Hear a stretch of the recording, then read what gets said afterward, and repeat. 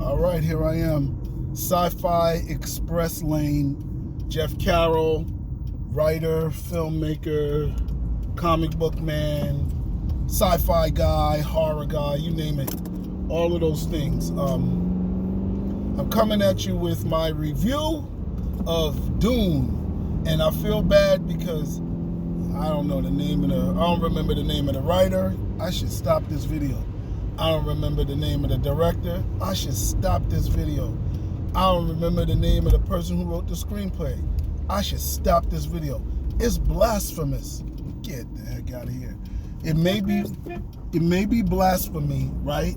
But it's very true to some film viewers. You know what I'm saying? I told my English class yesterday. Last 2 days we was watching Beowulf, and I was telling them, yeah, I used to review movies and I should have kept doing it, and then turn around, I'm doing a movie review of Dune, and this is a freestyle review because I only took a little bit of bullet points of things that I want to talk about, and I'm going to try to do it in 15 minutes, which I think I can. But I have them organize their stuff and write drafts, and I'm just kicking it freestyle. But to be honest, yeah, I could have stuck with it. What this movie makes me think of is my perspective as a movie reviewer. I am a science fiction writer. I am African American. I've made movies and comic books and wrote books. So I bring all of that to my critique unapologetically. I think it adds to my perspective. It's always cool to hear somebody from a particular field talk about something else. However, I'm also a fan, and I like to look at things as a fan, because before I started writing, before I started making film and working in the film industry, television and film industry, I was a fan, straight up. I struggled with reading science fiction books, but I was a science fiction fan. And I think this review of Dune will get into that. Now, let me get into it. It's hard for me to just say what I thought of the film and then give you an overall opinion of it, because I front-loaded it with so much prejudice, because this was first a short story, then it became a book series, then how I was introduced to it was as a film in the 80s, right? That was my first introduction. So this is a retelling, remake, you name it, film adaptation, whatever you want to say. The story is over 30 years old, 40 years old, right? 28 something years old. So it's not a new story. So any science fiction head, right, would probably have some prejudice about it. So it's not anything wrong with me bringing prejudice to it. Dune is a good example of what I call white sci-fi, or Western sci-fi, European sci-fi. In my pre-review of Dune, I was identifying myself as a Hotep, a Pan-Africanist, African glorifier, whatever the heck you want to call me. I love Africa person.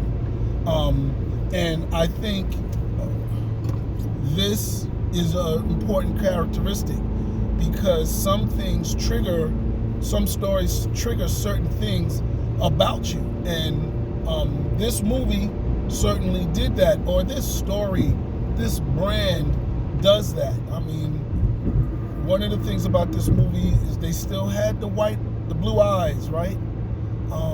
Of the characters, and they had a really strong white savior story element that was really dominated the story, the brand, by the film. Whether it's in the book or not, it's still really prominent in the first movie, because it was 70s, 80s special effects, and it was sort of cheesy. And the way you saw the blue eyes was like they really had to make these eyes blue, and they were overly blue. And blonde hair and blue eyes was an Aryan thing. You know, Hitler used that. And to have it perpetrated or continued in film, had to use green eyes, yellow eyes, red eyes, purple eyes. It wouldn't have been a thing. But to use blue eyes is a thing, you know, because it does correlate. There's a way to tie it into the story, but I don't even think they use it, right? So, or do it. We'll see, because this movie was a part 1. So here's my overall review. I will say, I told my wife I gave it an 8 because people really loved it. From a Hotep standpoint, I could give it a 1 and wouldn't be upset. I'll say it's a 3 or a 4. So somewhere, maybe I will say it's a 5 or 6, you know, kind of average out the two numbers. But it's important, you know, I like movies that don't do black people right, because I'm into sci-fi, and that's like with a broad term of like. They may say things like, we're becoming woke now in a term, but we've been always fighting for diversity, inclusion, and respect as black people and people of color in film. So just because they're starting to get it better now doesn't mean that it's because of the people who are putting pressure on things now. I was telling one of my students that when I went to review movies, why I didn't get into reviewing movies is because most of the movies coming out, I didn't like them. You know, Ghostbusters, it was entertaining, but we wasn't treated right in Ghostbusters. And it would have been some of the same review for a lot of films. I could count the black films that came out in theaters in 84 and 90 on one hand. Now, since, 2016, we had double-digit black films come out in theaters, and we were able to start doing maybe a top 10 black film in 2018 or 17. So now we can, you know, have a black film reviewer, but you would have had to do a best film, and they were all dramas, you know what I'm saying? And I'm a science fiction horror guy, so we don't even get a black sci-fi every year. Shout out to Malignant, but that's not even a black movie. It would have been cool if it was a black movie. Anyway, I digress. Back to Dune, right? So here's some of the things that I had a problem with. Space, right? Space is usually a reflection in the eyes of the writer of Earth. So when I see an all-white space, or a space that's dominated by people that don't dominate Earth, population-wise, I have a problem. And you can argue that America is a superpower and Russia is this superpower, but go to China. They don't give really a damn about America on that level. They feel they dominate Earth. So even who dominates Earth is subjective and cultural and personal and all of that. But my problem with white dominated space is it's got to be contrived just as much as a black dominated space would be. And when we do have stories like that are already written in books, when they come to film, I bet not hear nobody complain, because we've had years of white dominated space to the point where not even any black people, it's just different variations of white people. And that's what I think Dune was. And now, you know, people will say, you know, you had Jason Momoa, you had dude from Robin Hood, who's Central American. You had, Batista, who's also a Hispanic or Latino. And I'll say this, I was I hung out in Washington Heights and Sugar Hill in the 80s, right? And we, in 2021, complained about the movie The Heights being whitewashed. Now, they had Hispanics and Latinos playing the actors. It wasn't, this wasn't Charlie Chan playing, Dr. Fu Manchu. This wasn't blackface, but they called it whitewashing. Why was it whitewashing? Because Latinos and Hispanics are more hue variation than what they showed in the movie Washington Heights. When you go up there, part of the reason why Dominicans and blacks fought was because Dominicans were being mistaken as black people because they're so dark, and they are black. Sorry, Sammy Sosa, it is what it is. Amera La Negra will tell you. So I think that was one of my other problems, was even though they tried to put, some diversity in there, shout out to the black actress who was a lead, who led them, who was a visionary, almost like a time space keeper or whatever. She was good, but the other characters, Zendaya is biracial, and she fits the light-skinned model, right? So it was whitewashed. To me, they needed to have more visually cultural or color diversity. And, I'm going to do a whole blog on how hard it is to show Latinos in space. All right? I said it, every culture was a variation of a Western culture. My example of that was when they finally got to, what's the name of the people? The Fearmen, the ones that lived on the planet with the worms. They still settle things like Vikings, Oh, we're going to fight to prove who's right. If I win, I get my way. And I think that's very barbaric, right? I don't think Native Americans got down like that. I don't think Africans got down like that. So my Hotep census was like, these are all European cultural tribes, not to mention the ones that were that were already in a space war over the spice, having a Game of Thrones over spice, deceiving each other, years of plotting and conniving and posing as friends and spying on each other. That's really what the houses in Dune were doing to each other. Okay. Then there's pet peeves, like the people on the planet. They tried to build their world up, and I don't know if it's in the book, but I know it wasn't really in the first movie, was their suits. So they tried to build the people on the planet up, and they gave them these suits that recycled your sweat and you drank it. And I think that was in my son's book, Red Rising, but I'm not going to get into that. I just think, yeah, that's beautiful, but if they lived on that planet for thousands of years, did they come to the planet with that technology? Are they indigenous people? And if they are indigenous people, how the heck did they develop that technology? I just have a problem, and that goes into world building, right?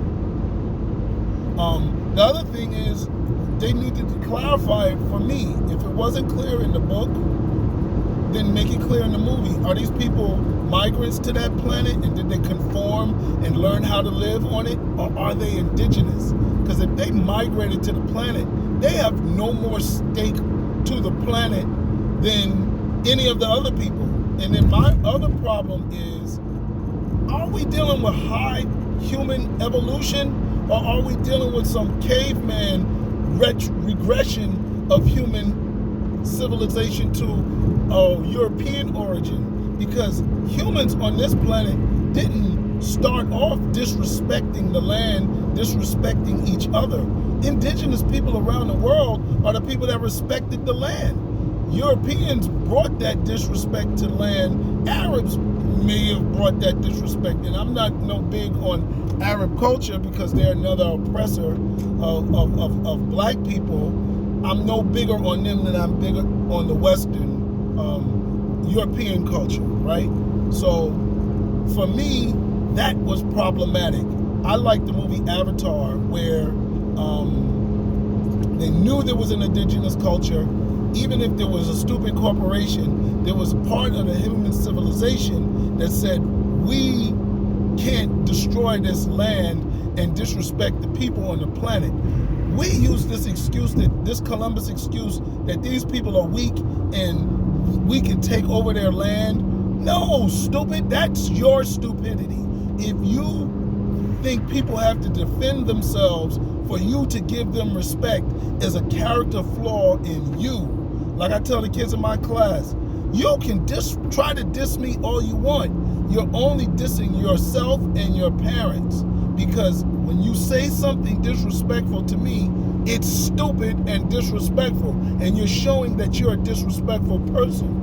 So same thing for cultures and races of humans. If you have a race of humans that are out here barbarically raiding other planets to the point where it kills the people on the planet or leaves the planet in disarray and broken down, then flaw on you, okay? So that's that. I guess, you already know I feel the Arabs are another oppressor of the black man. And please excuse me for going over time, but I only got a little bit more to go, so I'm going to push through.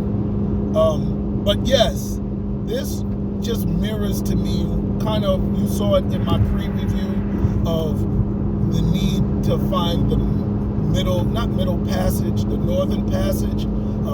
For Europeans, they were coming out of their Black Plague and they needed to find spice. Now, I don't know in the book, and I don't remember in the first movie what spice represented, but in this reboot, spice gives them the ability to travel interstellarly.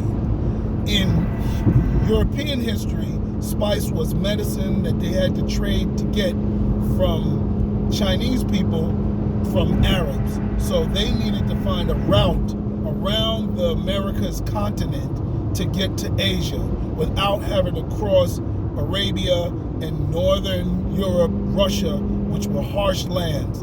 So water travel they felt was better, and Henry Hudson died trying to find the Northern Passage to get spice. And I just felt the story of this spice trade being so important to these intergalactic houses was similar and influenced by Europeans' need to find the Northern Passage on Earth.